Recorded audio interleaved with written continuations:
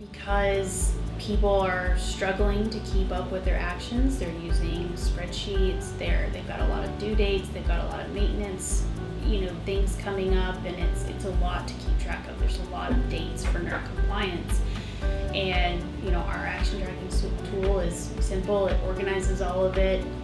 And some of it is just how slow people are coming to realize how big this is, and how much of a monkey it is. Some people have only ever had one audit, and because they're every 6 years. So some people have never done an audit. So action tracking, they're just now figuring out that they need a tool to help them keep up with all this stuff. And sometimes it's one person, they're like, well, I can keep up with it, no problem. And then they start adding people to their organization, and then now, how do you share that information? They're a big player, and they're interested in action tracking for just their NERC group, which is 5 people.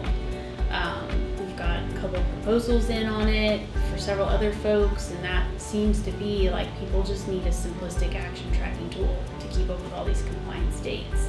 I think it's fair to say not having an action tracking system, it's a needed item to be successful to track all of this stuff.